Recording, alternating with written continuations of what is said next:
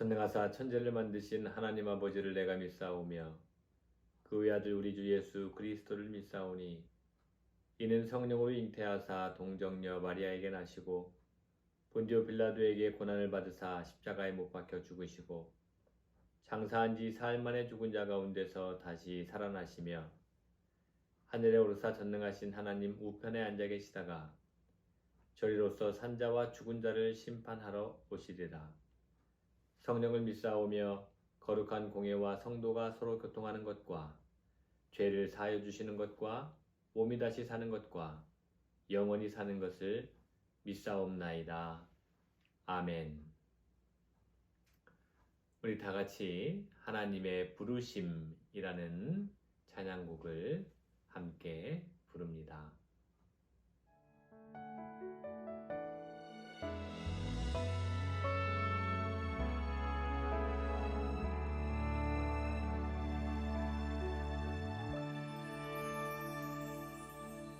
하나님의 부르심에는 후회하심이 없네. 내가 이 자리에 선 것도 주의 부르심이라. 하나님의 부르심에는 결코 실수가 없네. 나를 부르신 하나님의 신실하심을 믿네.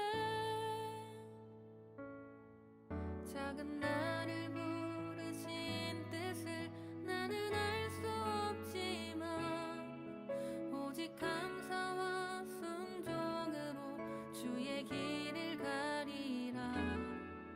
때론 내가 연약해져도 주님 날 도우시니 주의 놀라운 그 계획을 나는 믿으며 살리. 날 부르신 뜻 내 생각보다 크고 날 향한 계획 나의 지혜로 증명 못하나 가장 좋은 길로 가장 완전한 길로 오늘도 날 이끄심이네.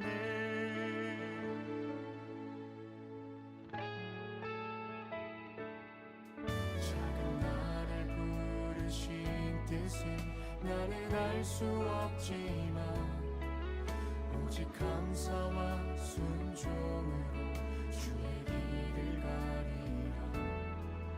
때론 내가 연약해져도 주님 날 도우시니 주의 놀라운 그 계획을 나는 믿으며 살리.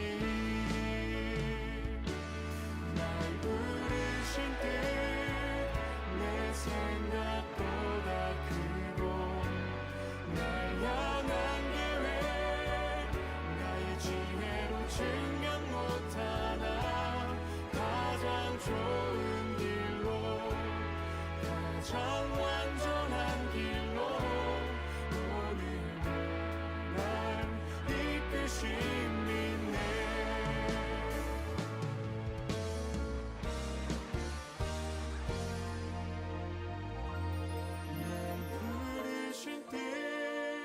내 생각보다 크고 날 향한 계획 나의 지혜로 증명 못하나 가장 좋은 길로 가장 완전한 길로 오늘도 날 부르신 뜻 내 생각보다 크고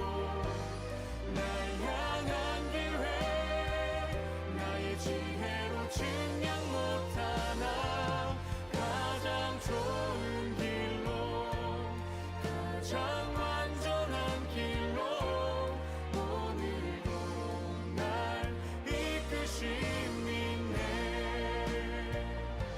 신실하신 주를 찬양해.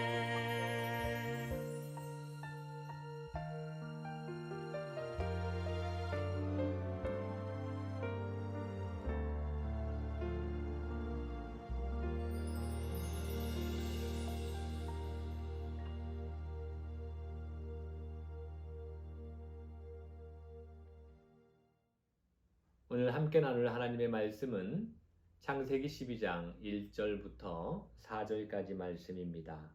봉독합니다. 여호와께서 아브라함에게 이르시되 너는 너의 고향과 친척과 아버지의 집을 떠나 내가 네게 보여줄 땅으로 가라. 내가 너로 큰 민족을 이루고 네게 복을 주어 내 이름을 창대하게 하리니 너는 복이 될지라. 너를 축복하는 자에게는 내가 복을 내리고 너를 저주하는 자에게는 내가 저주하리니 땅의 모든 족속이 너로 말미암아 복을 얻을 것이라 하신지라. 이 아브라함이 여호와의 말씀을 따라갔고 롯도 그와 함께 갔으며 아브라함이 하란을 떠날 때에 75세였더라. 아멘. 반갑습니다. 오늘부터는 하나님의 구원 계획 중에 세워진 한 사람 아브라함에 대해서 생각해 보고자 합니다. 성경에서 아브라함은 특별한 위치를 차지합니다. 이스라엘 민족의 시조이기도 하고 또 진정한 신앙이 무엇인지를 보여준 믿음의 조상으로 평가받고 있기 때문이죠. 그러나 의외로 성경에서는 아브라함의 중요성에 비해서 배경 설명 없이 지극히 간략하게 소개하고 있습니다. 아브라함이 하나님을 만나기 이전, 즉 75세 이전의 설명은 오늘 우리가 읽은 본문이 전부입니다. 물론 오늘 본문 이전에도 아브라함의 기록이 나와 있긴 하지만 그것은 족보에 불과하죠. 오늘 읽은 본문만을 보면 아브라함이 하나님을 만나기 이전에 어떤 사람이었는지 사실 아무런 설명이 없습니다. 그래서 아브라함에 대해서 파악하기 어려울 수 있죠. 그런데 뜻밖의 이 본문에는 아브라함이 어떤 사람이었는지, 무엇에 관심을 가지고 있었는지 등의 놀라울 정도로 자세하게 나타나 있습니다. 어디에 그런 설명이 있느냐라고 물으면 감춰져 있다라고 말씀드릴 수 있습니다. 성경은 이런 책입니다. 아브라함에 대해서 본격적으로 이야기 이전에 성경이 어떤 책인지 그리고 성경을 어떻게 해석해야 하는지를 잠시 살펴보고자 합니다. 이것을 위해서는 성경의 문학적인 특징을 먼저 알아야 합니다. 아브라함이 살았던 시기는 기원전 2000년경입니다. 그리고 아브라함이 살던 곳은 메소포타미아 문명 지역의 남단인 우르라는 곳이죠.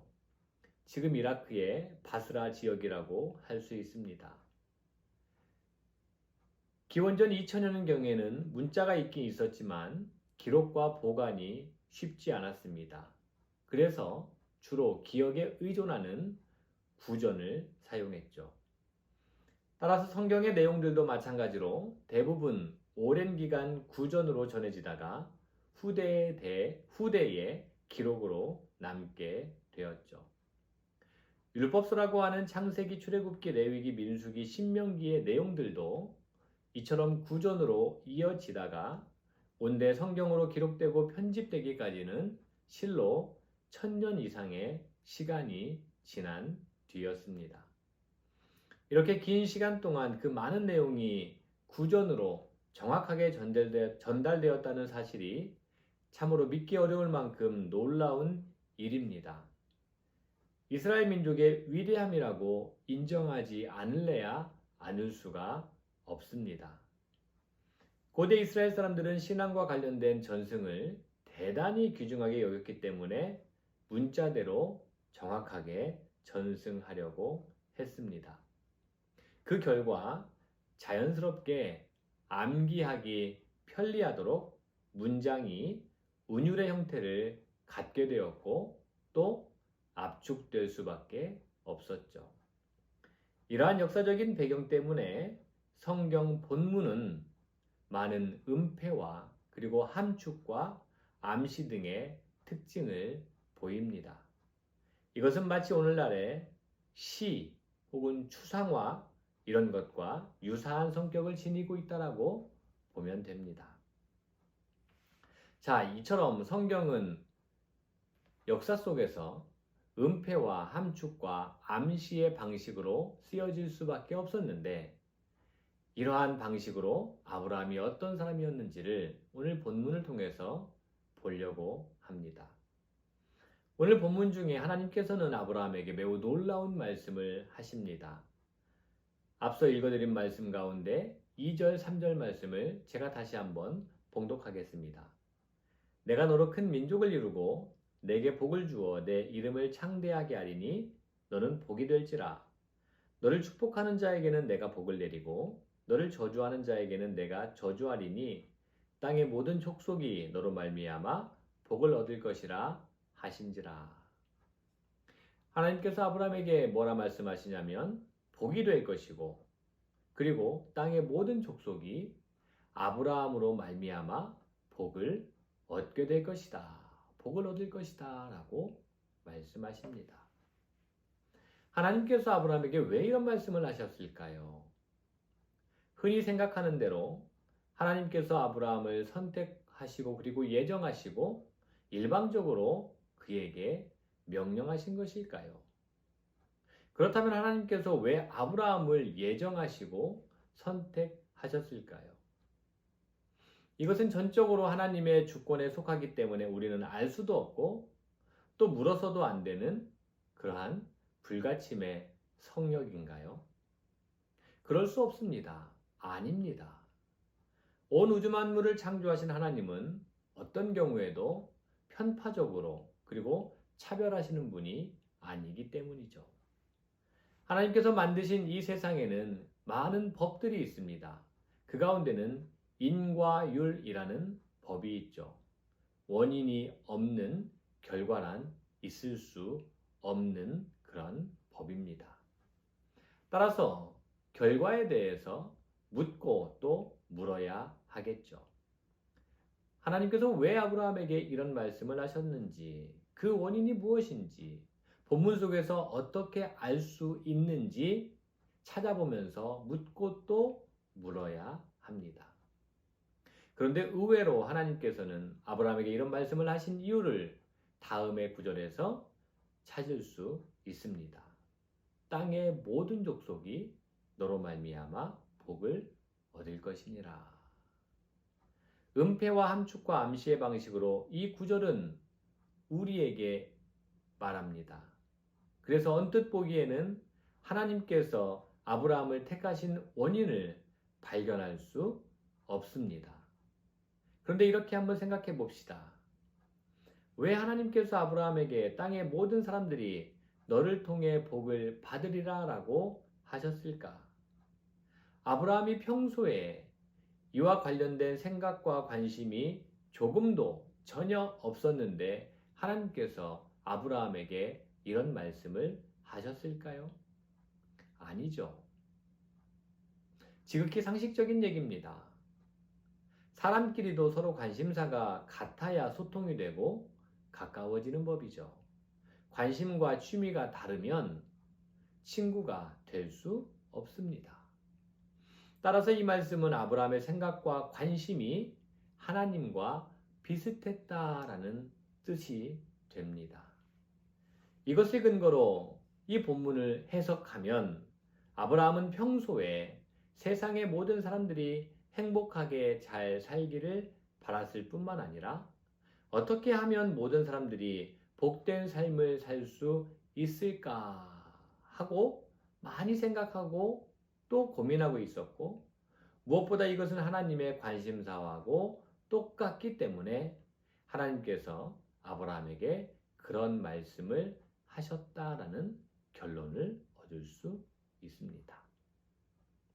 이렇게 접근해서 해석하지 않고 문자적으로만 해석한다면 아브라함이 이런 문제에 관심이 있건 없건 상관없이 하나님께서 일방적으로 아브라함에게 명령하셨고 아브라함은 그 말씀에 무조건 순종했기 때문에 하나님께서 그에게 큰 복을 주셨다라고만 해석하게 되죠. 그리고 아브라함과 같은 믿음으로 무조건 하나님께 혹은 교회의 권위에 순종하라고 설교하고 해석해 온 것입니다. 이것은 아브라함의 믿음을 오해해도 한참 오해하는 처사이죠. 그런데 이런 해석에는 거기에서 그치지 않습니다. 하나님에 대해서도 전혀 엉뚱하게 가르치는 오류를 범하죠. 전지전능하신 하나님께서 하시는 일이 고작 아브라함에게 명령하면 순종할 것을 미리 아시고 그런 사람을 미리 예정하시고 선택하셨고 순종해서 그에게 복을 주시는 하나님으로 소개할 뿐이기 때문입니다.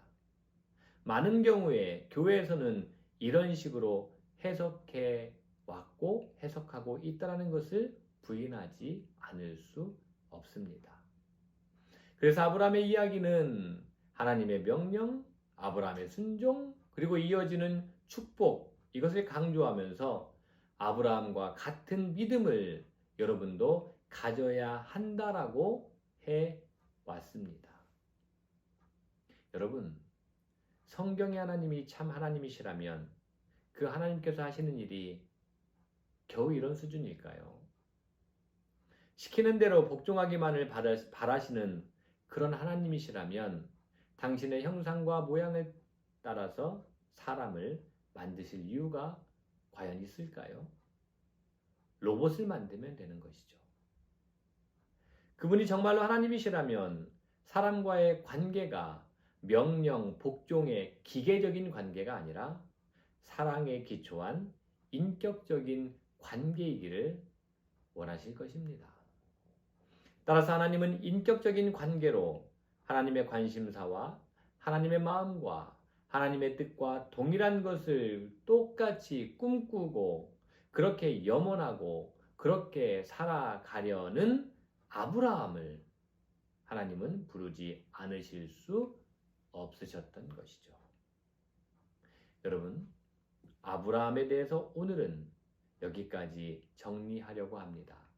그리고 다음 시간에 좀 더 구체적으로 아브라함이 어떤 삶을 살았길래 하나님의 관심사와 하나님의 마음과 하나님의 뜻과 동일한 것이었는지 그 삶을 이 기준으로 들여다보면서 왜 하나님의 구원 계획 가운데 아브라함이 가장 먼저 세워졌는지를 이해해 보고자 합니다.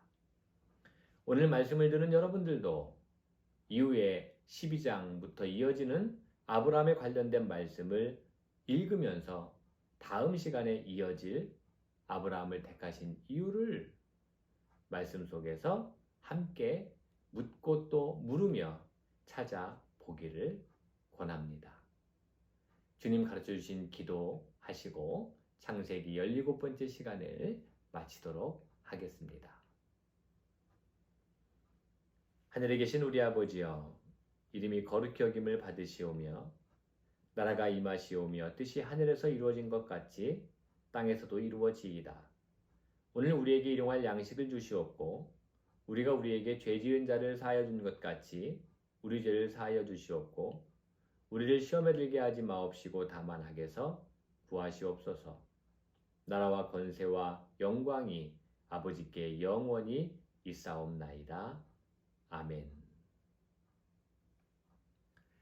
남은 한 주간도 평안히 지내시고 특별히 우리 대한민국은 22대 총선 가운데 이번 주 금요일, 토요일은 사전선거가 있는 날입니다. 우리 교우들 하나님께 기도하며 잘 분별하여서 또 자신에게 맡겨진 한 표를 행사하는 그러한 성숙한 민주 시민들이 되기를 바랍니다. 고맙습니다.